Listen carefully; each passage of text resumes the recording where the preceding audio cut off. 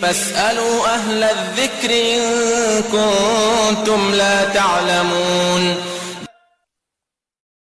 الفرقة الرابعة تقابل فرقة الخوارج، وهم المرجئة الذين ينفون دخول الأعمال في الإيمان، يقولون العمل لا يدخل في الإيمان، فالإنسان مؤمن ولو لم يعمل، ولو ترك العمل كله فهو مؤمن. سموا مرجئة من الإرجاء وهو التأخير، لأنهم أخروا العمل عن مسمى الإيمان.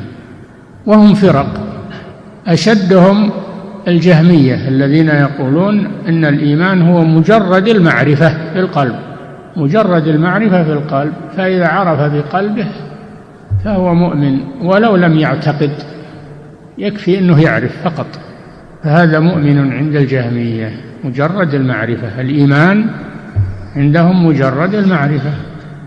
الفرقة الثانية الأشاعرة الذين يقولون الإيمان هو الاعتقاد بالقلب ولا يدخل فيه قول اللسان ولا عمل الجوارح، يكفي أنه يعتقد بقلبه فقط فيكون مؤمنا.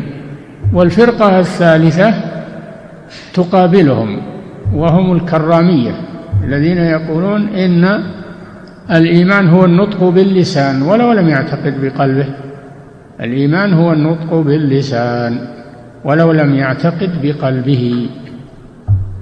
والفرقة الرابعة مرجئة الفقهاء الذين يقولون الإيمان هو الاعتقاد بالقلب مع النطق باللسان ولو لم يعمل. كلهم يتفقون على أن العمل لا يدخل في الإيمان، لكن يختلفون في مذاهبهم في عمل القلب وقول اللسان. وهؤلاء مرجئة الفقهاء، وهم أخف فرق المرجئة. أصول الفرق هذه الأربعة: الشيعة، القدرية، الخوارج، المرجئة. فاسألوا أهل الذكر إن كنتم